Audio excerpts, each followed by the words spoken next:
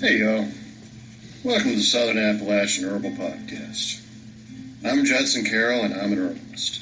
I'm also a wild crafter, a gardener, and herb grower. I'm coming to you from high atop the beautiful Blue Ridge Mountains of North Carolina, just a stone's throw from the Tennessee line, overlooking the Pisgah National Forest. Absolutely surrounded by the bounty of God's green earth. I spent most of my life wandering these mountains and learning about plants from the old-timers and all sorts of characters. On this show, we'll talk about herbs and how to use them, how to find them, how to grow them, how to make preparations. We'll talk about a lot of things. We can also talk about permaculture, homesteading, foraging, and living off the land. Most anything, really. You can email me at southernappalachianherbs@gmail.com if you have a question or a comment. You can also contact me through the Grow Network, where I'm a regular contributor and a moderator for the forums. And my blog is, of course, southernappalachianherbs@blogspot.com. All right, y'all. I'm going to sit my guitar down and let's talk about herbs.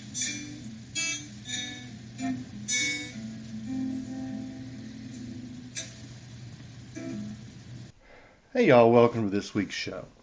The herb we will discuss today is another one of those so-called common weeds that very stupid people keep trying to eradicate.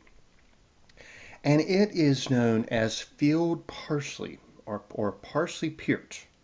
Very long use in herbal medicine, especially in the British tradition. And you're going to want to learn to identify this one. It has many of the same properties as regular parsley. And as you probably know, parsley is one of the go-to herbs for kidney stones. The Parsley Piert or field parsley is much stronger.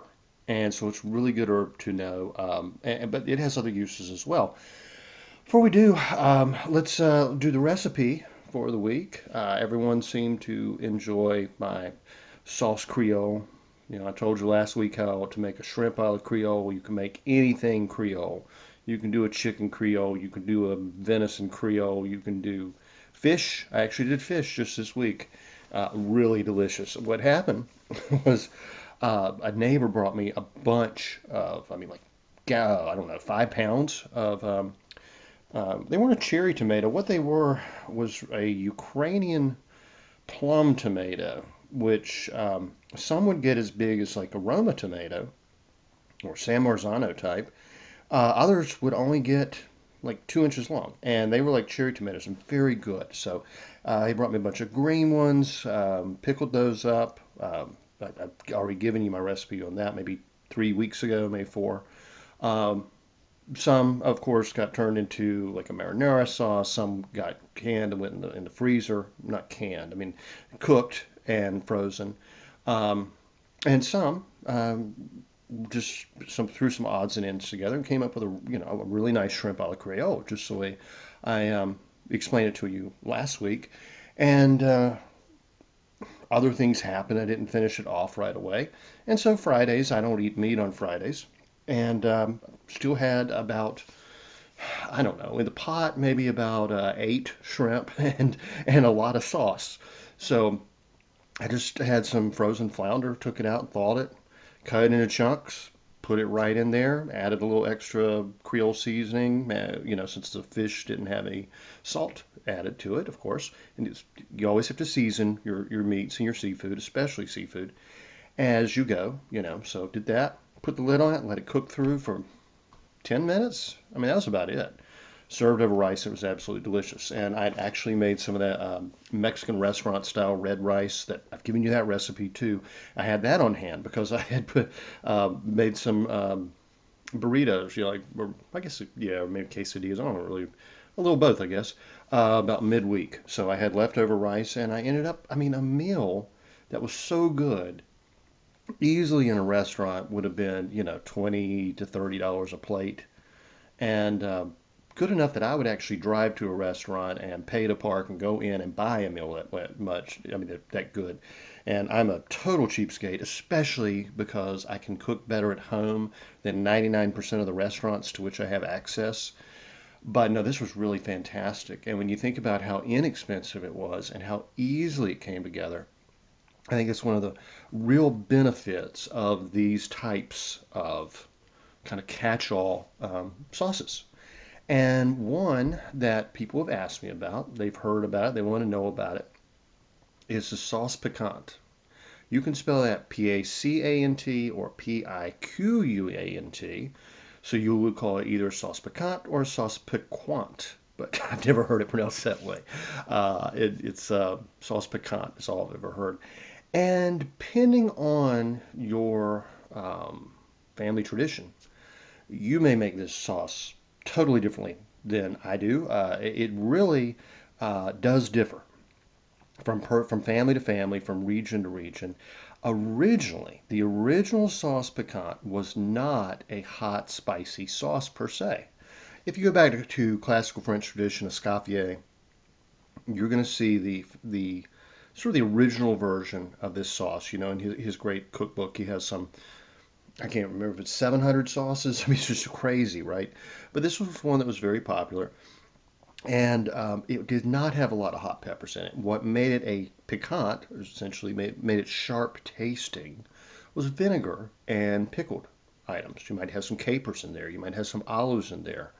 Um, definitely some wine and vinegar and very bright. May have citrus in there. Very, very common. Citrus zest, especially. A little lemon juice instead of vinegar. Um, if there was hot pepper in there, it probably would have been more like pickled peppers, and that would have kind of come in over time.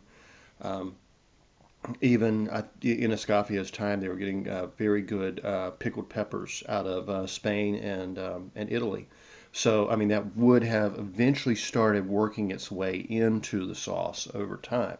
So, by the time all these French folks started coming to the New World, so to speak, the Cajuns, the Acadians originally went to Nova Scotia before the British forced them out, and some settled here in the coastal areas of North Carolina and Georgia, and that's how some mixed into my family. Most of them went to Louisiana.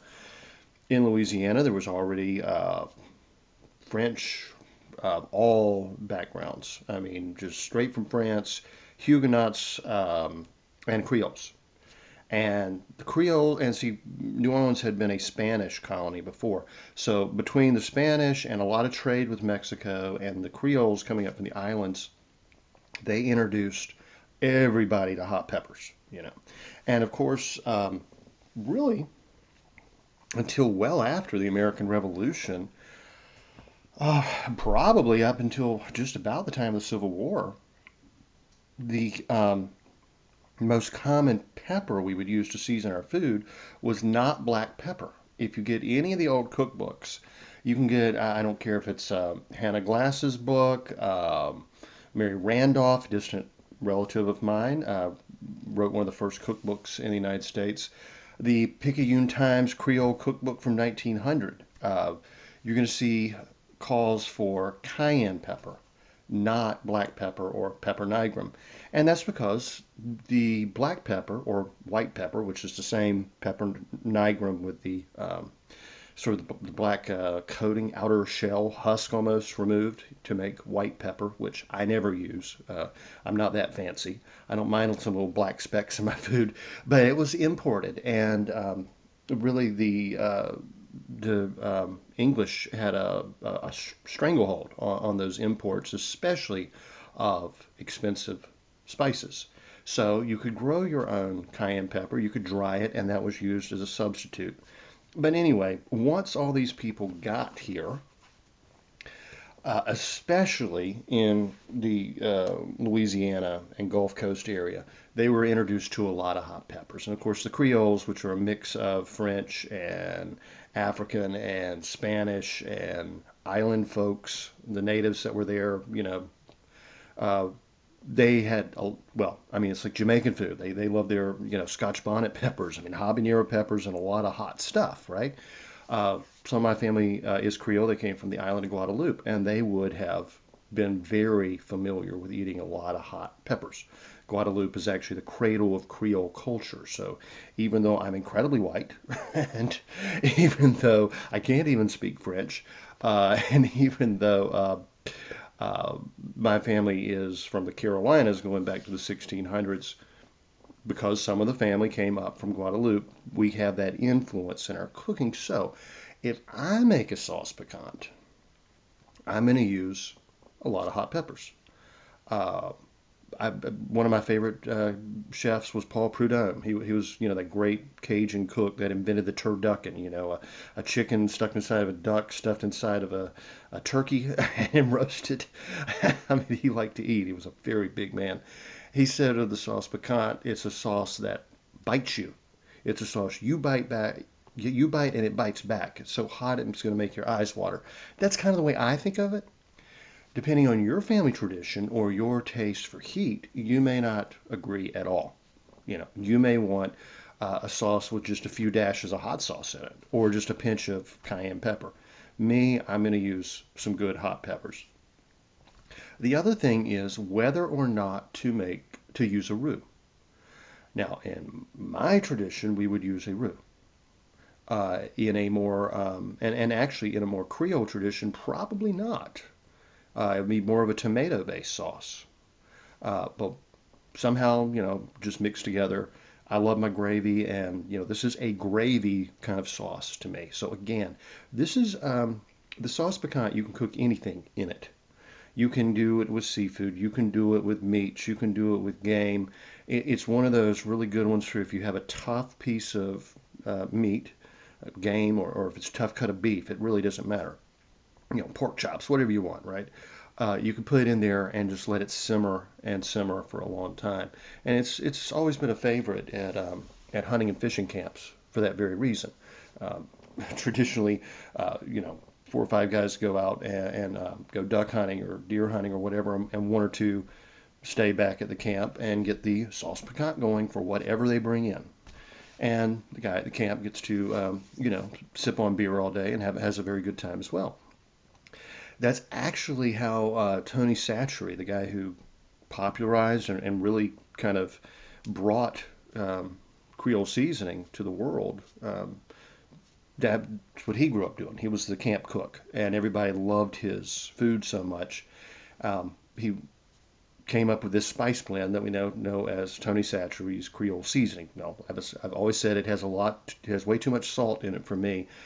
So either make your own, and I've got the recipe for how to make it in my cookbook, The Omnivore's Guide, or you can get the Tony Chachere's More Spice or No Salt, and you're going to get a lot more of the seasoning. So he was also a traveling salesman to pharmacies, and when he would travel, he couldn't he didn't like the food. He wanted something spicier, and that's how he came up with his Tony Chachere's blend. And it originally was sold in pharmacies. So interesting guy, interesting story. But yeah, he was a great camp cook, and he actually has a couple really good cookbooks out if you can find them on cooking fish and game.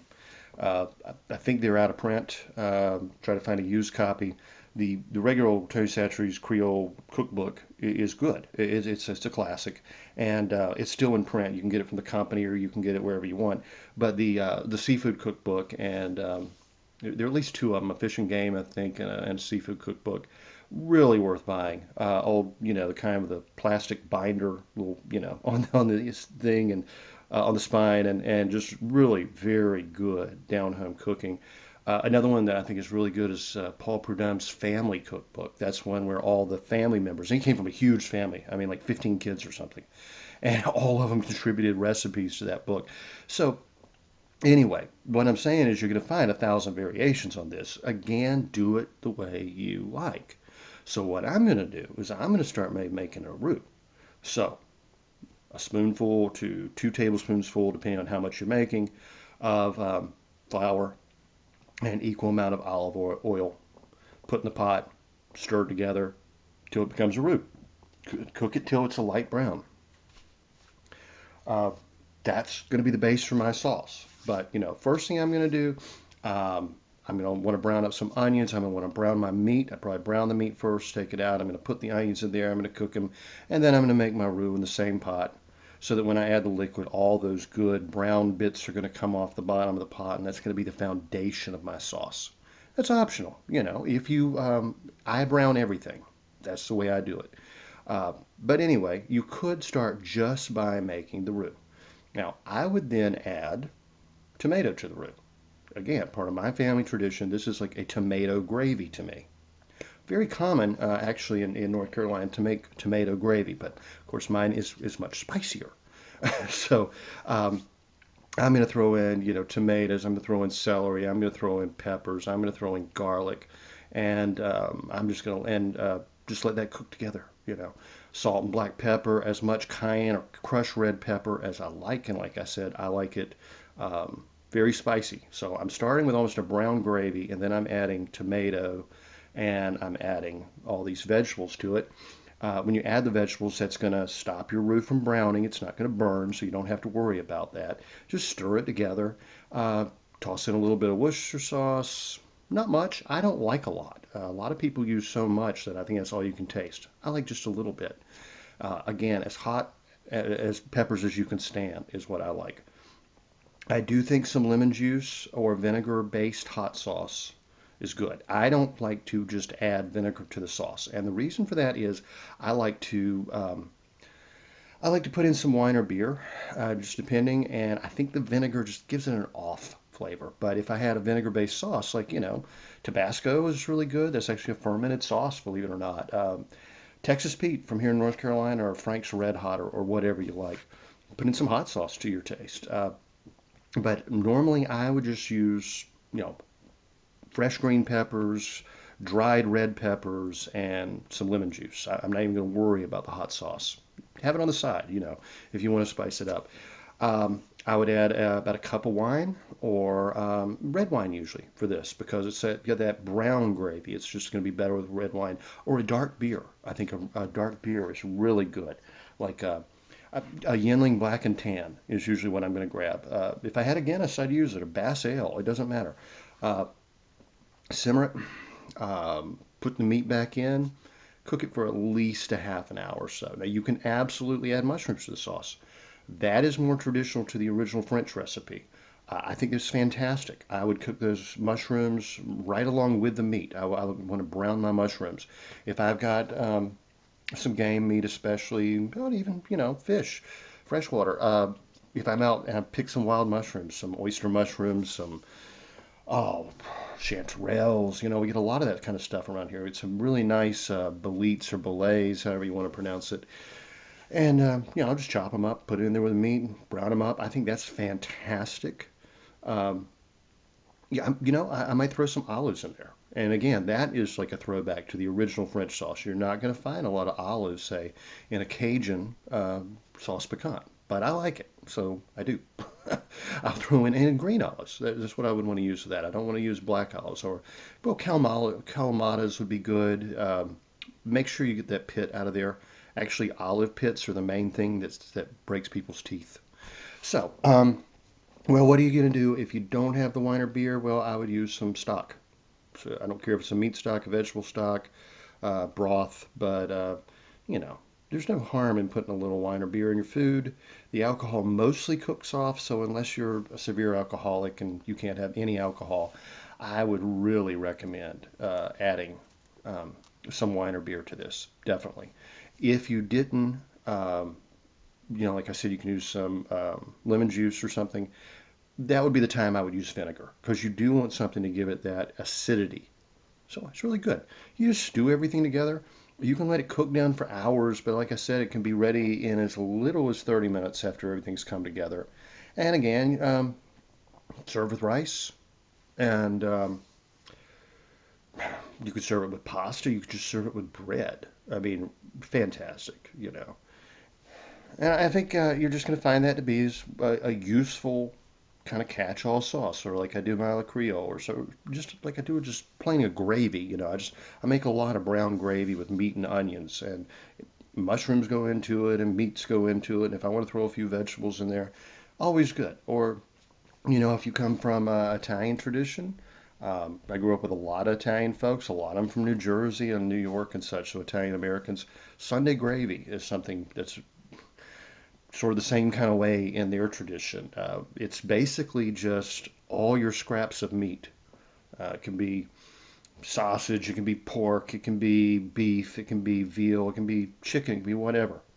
The scraps of meat throughout the week are browned up, put in a pot with basically a big, marinara sauce. You got your onions and garlic and everything sweat down. You got your tomatoes, herbs that you might also want to use in the sauce piquant, like oregano. It's a very good addition. Parsley's always really good. A little basil or whatever. A little thyme. Just these are that would sit at the back of the stove all week, right? And then on Sunday, after Mass, everybody comes in, big family meal. They pull out the big pot of what they call Sunday gravy, make some pasta, and everybody digs in with a chunk of bread and a glass of wine, and you know, very similar traditions actually. So these are like catch-all sauces that you can use with bits of this and that, or really tailor them to your taste. And I think what's better than that, really? I mean, your only unique recipe. It's like everybody's got their favorite chili recipe. It becomes your family tradition. You tailor it to your taste. Then, your kids are going to tailor it to their taste, and your grandkids are going to tailor it to their taste, but only if you carry on that tradition. So you've got to always, remember to make these meals festive family meals so people enjoy it and they look forward to it. And their childhood memories are, of their parents or their grandparents serving in this wonderful meal, and then they want to do it themselves, and then they pass it on to their kids. That's really that's what my cookbook's all about, honestly. That's my whole philosophy of home cooking. It's for health reasons, it's for flavor, taste above all, quality of ingredients, self-sufficiency, being able to cook what grow in your yard, if you raise livestock, if you hunt, if you fish, or you shop with a local farmer, as opposed to being reliant on industrial farming and supply chains that can be disrupted, and food recalls and all that kind of junk. But it's also very much about cooking to your taste, but sharing it with family and friends. But it's very, I think, if we're going to save this nation, if we're going to get back on course, we need to value family a whole lot more. Our divorce rate is horrible, and the illegitimacy rate. I mean, the only reason the divorce rate in America has fallen back under 50% is so few people even bother to get married now. So they don't have, intact families. Kids aren't growing up in multi-generational homes and communities, and there's a breakdown because those family traditions and core values aren't being passed on. We can bring that back. I mean, what do we think of when we think of family? What, like Thanksgiving meal, right? Christmas dinner. I mean, everything is focused on a big meal around the table with family and friends, right? So imagine doing that every week. Imagine doing it every night. Imagine how much stronger your family's going to be, and how fewer divorces there would be, because that's time spent. That's intimacy, among family members. It's also saving some money if you cook from scratch, and financial reasons have always been one of the biggest problems that lead to divorce and such. So um, put the phones down, cook from scratch, sit and talk and have a conversation, have a glass or two of wine, laugh, enjoy being uh, with the people you love. And if we do that more, I think it's going to make a huge difference. I mean, I'd also like to say go to church, but everybody has their own traditions. Were it up to me, we'd all be Catholic and we'd all be going to mass and we'd have a big feast after dinner. But I know most of my audience is Protestant, and I want them to enjoy these traditions just as much as I do.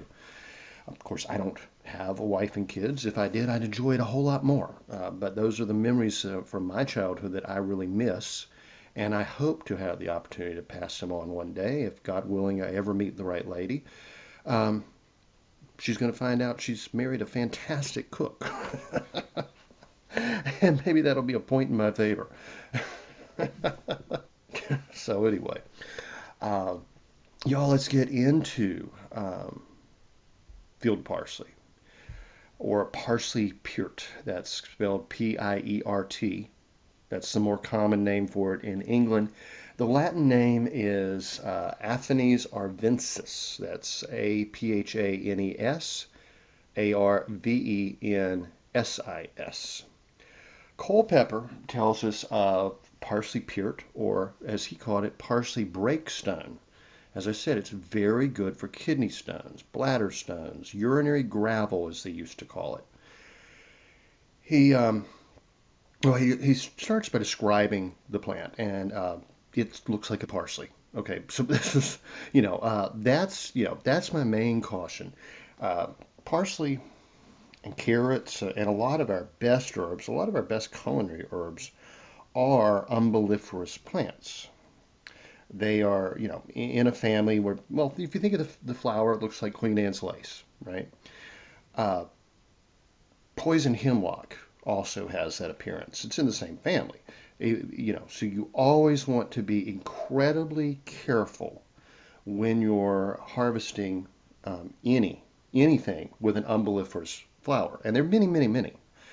There are one or two members of that family that are really poisonous. So the best thing to do is really spend time identifying poison hemlock and water hemlock. Make sure you know what they look like.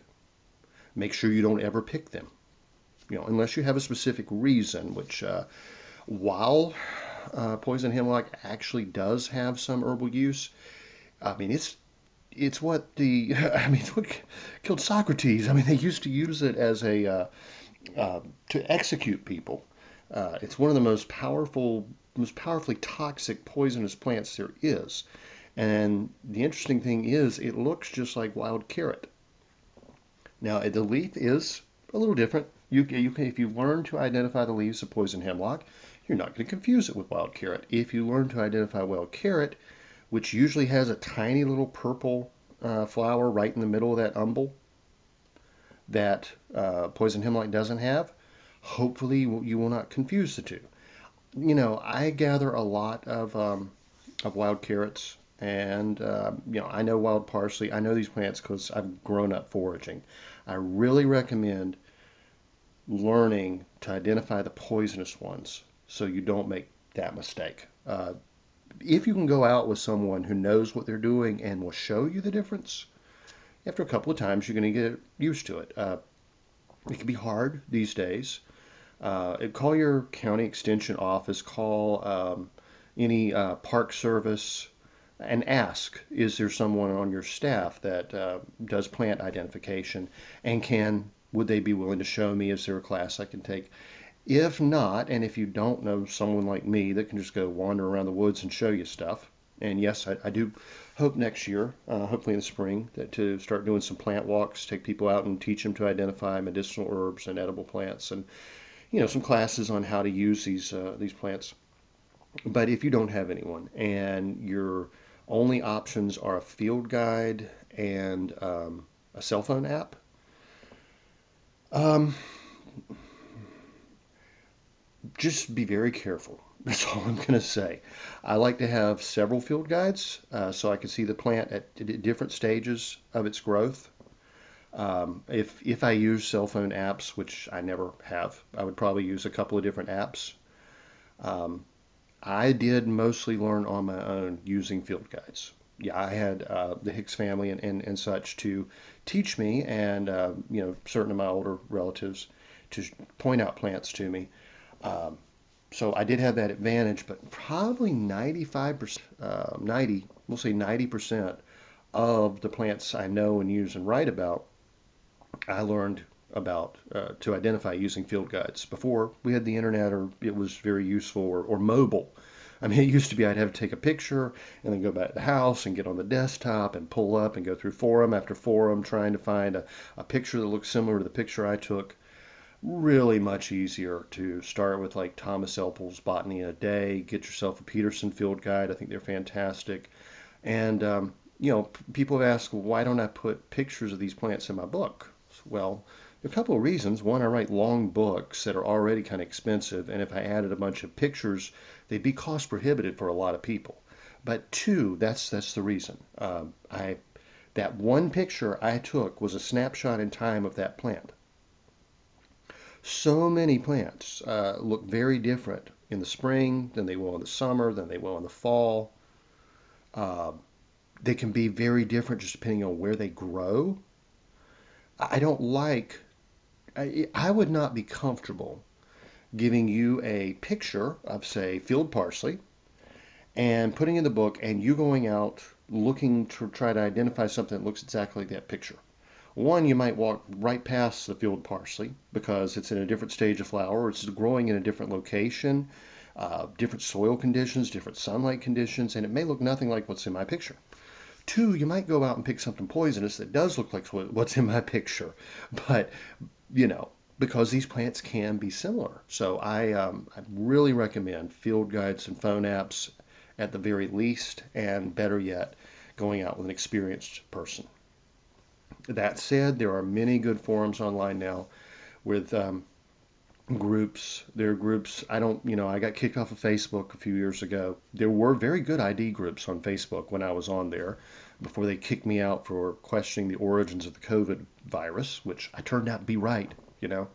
Yeah, still, I said the same thing on a podcast a while ago, well, actually on my the Uncensored Catholic podcast, and I said something about the COVID vaccine, and YouTube banned the video, pulled it down immediately. I'm like, I mean, my account doesn't even post to YouTube. It's someone else. The Catholicism Rocks website has their own YouTube channel. I mean, they're still censoring true and factual information. So that's my opinion of Facebook. I'm not going back on there. But there are some good groups on MeWe and Gab that are totally focused on foraging and plant identification. And then, your local, whatever university in your area has a horticulture department or a botany department even, usually does have a website uh, that's useful for identifying the plants in your state and people who can help you with plant ID. There should be someone at any county extension agency who is trained in, especially in the identification of weeds. So, my book that I'm referencing now, which is The Medicinal Weeds and Grasses of the American Southeast, and as I've said, these grow throughout North America, basically, because they are weeds and they're weedy. I just happen to live in the Southeast, so I use that as my reference point. Um, and a lot of them grow well into South America too, and a lot of them grow in Europe, like this one, because it came from Europe. Uh, but there should be someone that can help you out. Anyway, let's get back to how to use this plant now that I've rambled on about ID for a while. Uh, Culpepper pointed out that it can be found all summer, really from the beginning of April to the end of October. And he was in the London area at the time, so I think that's pretty temperate, and I think that's going to be true most anywhere in North America. He said its operation is very prevalent to provoke urine and break the stone. It's an excellent diuretic. It is an excellent, there's actually a word for it that means it breaks the stone. I cannot recall it right now. I'll probably run across it as I'm reading. It is a very good salad herb. He liked it as an edible, and kind of interesting because, he was English, and the English are not necessarily known for eating a lot of raw salads. So he actually would probably have eaten it as a cooked herb. And it's good. It's a good wild edible to know, as well as a very good medicinal herb. He said it were good. The gentry would pickle it up as they pickle up samphire for their use all winter. So he apparently liked wild parsley, field parsley, pickled. Not exactly sure what part of the plant he pickled, but because he called it a salad herb, I'm thinking he was pickling the tops, which I have not tried. It would probably be very good, actually. Uh, he said it's a very wholesome herb. I can teach them how to do that. Yes, this I can tell them. Culpepper was a very cocky guy. He really made a lot of people mad when he translated all the medical books and pharmaceutical guides from Latin into English because he believed the common man should have access to medicine. He actually was accused of witchcraft for doing that, and sedition and treason and all that, and ended up fighting in the English Revolution against the guys who won, and was shot and killed in the war. Interesting, colorful character, very much into astrology as well. So a lot of superstition and a lot of astrological tradition in his writings. Very anti-Catholic. He hated Catholics with a passion, but his writing's so delightful. I can't be too offended when I read it. I mean, his Culpeper's Herbal was a classic. Uh, he said they may also keep this herb dry or in a syrup if they please. You may take a dram of the powder of it in white wine, and it will bring away all the gravel from the kidneys insensibly and without pain. It also helps with the strangury. I have trouble pronouncing that. What he means is essentially edema, retaining fluids, swelling, especially the feet and legs. And very, very good. As he said, parsley has that effect of helping to break up the stone, the calcifications, whatever you want to call it, and helping to remove them. But the field parsley is stronger. It acts more quickly and helps pass the stones without pain. So it's really good. Miss Greaves said, Parsley Piert is common in Great Britain everywhere, especially in dry soil, being abundant in fields and waste places, the tops of walls, and in gravel pits. Very true here in America as well. You will find it in disturbed areas, as we call them, roadsides. Try not to harvest there because it's usually contaminated. Old fields really are one of the best places to look for it. Old pastures, places where the soil is really worn out and worn down and gets dry. She says widely distributed throughout Europe and North Africa and has been introduced to North America. Unlike the common lady's mantle, it is not found in this country above the altitude of 1,600 feet. She says this species is still in high repute with herbalists and has been used for many centuries for its action on stones in the bladder, on account of which it was given the name parsley breakstone and parsley pierce stone, which has been corrupted into Parsley Piert. The parsley referring to the form of its leaves. It looks like parsley essentially, not to any relationship with true parsley. The whole herb, either fresh or dried, has an astringent taste but no odor. True, yeah, it's not very aromatic. Medicinal actions and uses: diuretic, demulcent, and refrigerant. Demulcent means softening. Refrigerant actually means cooling. Diuretic, of course, means removes excess fluids. Its chief employment is in gravel stone, dropsy, and generally for complaints of the bladder and kidneys. Acting directly on the parts affected, it is found to be very valuable, even in apparently incurable cases. It operates violently but safely by urine and also removes obstructions of the liver, being therefore useful in jaundice. That's why I said this is an important herb. It's one you want to know how to identify. Kidney stones and gravel can be incredibly painful, of course. They can also be quite dangerous. So can edema, so can fluid retention and all that. This is a strong diuretic. This is one, it could also help with high blood pressure for that reason. And for that reason, if you had weak kidneys, you might want to be a little careful with it.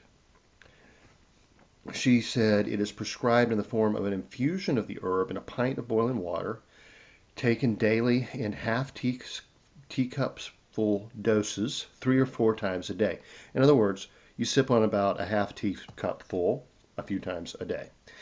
When used alone, it forms a useful remedy in all these complaints. Its best action is seen, however, when compounded with other diuretics such as broom, buku leaves, wild carrot, juniper berries, parsley root, and pellitory of the wall. So let's talk about that. Broom, she's probably not talking about Scotch broom. Scotch broom does have some herbal uses, although it's slightly toxic. So she's talking about the broom plant. Scotch broom's also somewhat narcotic. You want to be very careful with that. I don't know much about buku leaves. I'll look that up. Maybe we can talk about that another day. Wild carrot, though. Remember I said that parsley and carrots are in the same family, right? And wild carrot's the one that can look a lot like poison hemlock, so be very careful with it. But that's another plant you should know. Parsley root, true parsley root. That would be the one, probably my go-to. along with juniper berries. Now, juniper berries are excellent, but they do have terpenes that can irritate the kidneys. So if you have kidney issues, you want to be careful with juniper. Don't use it in large amounts or very often. I love juniper berries. I love to cook with juniper berries. I love to eat juniper berries. I do Father Nape's juniper cure just about every spring of eating a few each day for a couple of weeks. Really good. He said it would help keep you from catching colds. Well, I've had after having the flu for the last month. I wish I had some ripe juniper berries around, but they're all still white. Juniper berries, it actually takes 2 years to ripen. So where I live, I don't have any ripe juniper berries right now. I may next time I'm traveling, I may stop and see if someone else does. Um, oh, and pellitory of the wall. That's another good diuretic.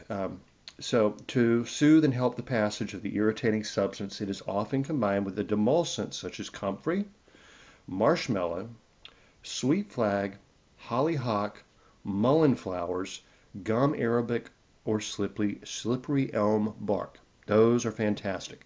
They lubricate the tubes, as Doc Jones would say. I would also, as Doc Jones has recommended, and I thought it was very smart statement, and I have adopted it as my own. I'm not ripping him off without giving attribution. Using skullcap or viburnum, cramp bark, or valerian, one of these antispasmodic relaxing herbs, to help open those tubes up, to help them open and relax, and along with a demulcent like marshmallow and along with a good diuretic like parsley or the field parsley, that really does help a lot with the kidney stones, bladder stones, and all. I mean, even, but I mean, she said obstruction of the liver. Um, but yeah, really good. Okay. She said that some of the older herbalists consider it best when fresh gathered. Now, John Kehoe tells us of the Irish tradition simply that it provokes urine and breaks up the kidney stone. As I've often said, John Kehoe is probably the only Irishman who never kissed the Blarney Stone. He was very concise in his writing. That was his full description of how to use field parsley. It provokes urine and breaks up kidney stone. Okay. Plants for a future, more modern. This is modern use. It says medicinal use of Parsley Piert. Parsley has a long history of folk use, being commonly employed to rid the body of stones in the kidney and bladder. It has become a highly respected herb in modern herbalism for the treatment of kidney stones. The whole herb is astringent, demulcent, diuretic, and refrigerant. It is used mainly as an infusion in the treatment of kidney and bladder complaints. That means a tea, remember y'all. That's just a fancy herbalist word to jargon to put up a barrier to entry and make people sound smart. Okay, that's why I always, when I think about it, I try to tell you, like, diuretic means removes fluids, demulcent means softening, etc., moistening, etc. An infusion is simply a tea. Could be a decoction, but it's usually just a tea. Could be an infusion oil, by the way. And see, that's one of the reasons why I like to say an infusion as in a tea as opposed to an infused oil when someone just says an infusion. But in this case, it would be with water, not with oil. Anyway, they said it is very good for cystitis and recurrent urinary infections. That's another reason I want to really recommend this. Bladder infection, urinary tract infections may not be any big deal in this day and age when you can go get an over-the-counter or prescription treatment. I mean, AZA or whatever, right? I worked in a drugstore. We used to sell that stuff mainly to women all the time. Well, what happens when the drugstore's closed and you got to take care of it yourself? That can get really serious. You can actually have scarring and really bad. You could die from an untreated bladder or urinary tract infection. Very important that you know herbs such as that. These days you could just run down to the grocery store and get a bunch of cranberry juice. That may help in a mild case, right? Especially if it's pure cranberry juice, not that junk that like 90% of what's on the shelf is, which is just, water and maybe some apple or grape juice and a lot of corn syrup mixed with cranberry juice. They call it a cranberry juice cocktail. The real concentrated stuff is quite bitter, quite unpleasant. I actually developed a taste for it. But I remember when I was a kid, I thought it was just horrible. You're better off actually getting cranberry sauce with the whole berries in it. If you can't get the real stuff, or a bag of cranberries and making it yourself. Throw them in the blender and make your own cranberry juice. Cranberry compote. Very easy to do. You just cook down cranberries in a pot with a little water or and some sugar and some lemon zest. I think that's about all that comes to mind. The cranberries pop as they cook, and yeah, it's tart as can be. It's very bitter. It's not like ocean spray cranberry sauce, but it's delicious. Cranberry relishes, all those are good. But these herbs, if you couldn't go to the grocery store, like like the field parsley, could actually save your life, or your wife's life, or your daughter's life in a bad situation. So you want to have knowledge, working knowledge of these herbs. They said it was also good for jaundice, as Miss Grieve had said. It helps with obstructions of the liver. Very valuable remedy, acting violently but safely in promoting the flow of urine. I think they just quoted Miss Grieve without giving her attribution. It is often used in combination with other herbs. The plant is harvested in early summer and can be used fresh or dried. The herb is considered to be most efficacious when it is freshly collected and dried. So we know who they had been reading when they wrote this entry in Plants for a Future. But that's why I think it's always important to cite sources. Too many herbalists just repeat the same things over and over. Um, yeah, there's a lot of misinformation out there because of that. So, that's why I do so much research. As I've said before, this all began, I don't know, 4 or 5 years ago when I was reading an herbal book, a couple of them, and they kept saying that Hippocrates recommended this herb for such and such. I thought, I really ought to get Hippocrates' book, the name of which won't come to my memory right now, his collected writings, and see what herbs he recommended, because, there are probably some in there I don't know about. And I did, and I read from beginning to end of the Loeb Classic series, which is nice scholarly, been used in colleges for a couple of centuries now, at least 100 years. And it mentioned only like a handful of herbs, and none of the herbs people were saying he had said to use. And I'm like, what? What's going on here? And so I got in touch with some college professors in the classic department and such at the University of Georgia and different places. And I was like, I keep reading these quotes, and they said, yeah, it's not accurate. Somebody's just repeating information that someone else repeated. You have to go to original sources. And I said, so people just make up stuff like that? And they said, yeah, we see it all the time. And a lot of times, unfortunately, it's in published papers, and that's how a lot of this information gets, supposedly peer-reviewed academic works, right? That's how a lot of misinformation gets into usage, and it's false. People just will say Hippocrates said it because it makes them sound more educated and important. Or I especially had trouble with Galen.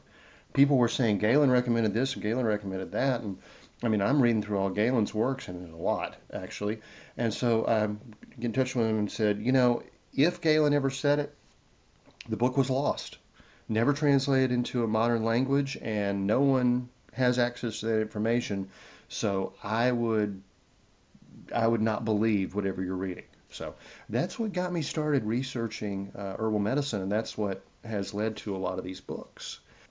When I tell you about an herb, I'm going to give you every credible source, and what I really like to do is find a tradition where I'm finding this herb used in various cultures and places around the world that aren't interacting. Just throw out a bunch of different cultures that weren't mixing and with separated by thousands of miles and thousands of years. And if they've all found the same uses for an herb, I think that's important. And I guess a lot of that was influenced by the herbalist Michael Moore. He did a lot of research like that. He liked to use footnotes. He liked to say, this is where I learned this information. I do not trust an herbalist that speaks to you or writes a book as if they're a guru and they have all knowledge, or they're so wise they whatever.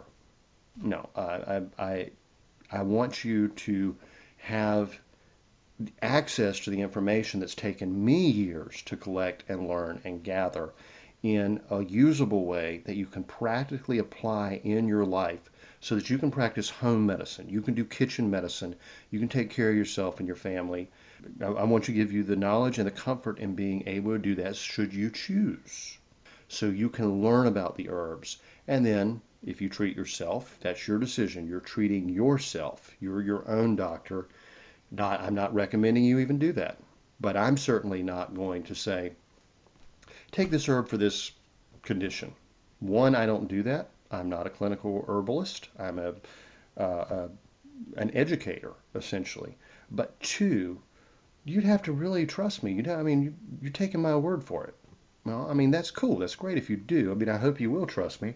But I would much rather give you these references and resources so that you can have more than one person's opinion on a subject. And I especially like it when I find conflicting information. I always highlight it. I will say, this tradition from this country or this herbalist said this, however, this one says something completely opposite. Well, that really gets me studying and looking to find all kinds of, academic papers and going through the physician's desk reference on herbal medicine and looking for any kind of scientific research to try to, answer those questions. So, to me, that's fun. And it's a good thing that it is, because most people do not have the patience to go through, a 700 or 800 page book trying to find this information. But if I can take that and give it to you in a usable form that you can use for yourself and your family, that's my role. That's my job. And, thank God I actually enjoy it. So, all right, y'all. Have a great week. Have a great week. Remember to cherish your family and do some home cooking. And if you make a good sauce piquant, whether it's my recipe or your own or one you found somewhere else and you enjoyed it, let me know. Send me a picture. And if you use any of my recipes, send me a picture. I'd love to see it. So have a great week, and I'll talk to you next time. The information in this podcast is not intended to diagnose or treat any disease or condition. Nothing I say or write has been evaluated or approved by the FDA. I'm not a doctor. The U.S. government does not recognize the practice of herbal medicine, and there is no governing body regulating herbalists. Therefore, I'm really just a guy who studies herbs. I'm not offering any advice. I won't even claim that anything I write or say is accurate or true. I can tell you what herbs have been traditionally used for. I can tell you my own experience and if I believe an herb has helped me. I cannot nor would I tell you to do the same. If you use an herb anyone recommends, you are treating yourself. You take full responsibility for your health. Humans are individuals and no two are identical. What works for me may not work for you. You may have an allergy, a sensitivity, an underlying condition that no one else even shares and you don't even know about. Be careful with your health. By continuing to listen to my podcast or read my blog, you agree to be responsible for yourself, do your own research, make your own choices, and not to blame me for anything ever.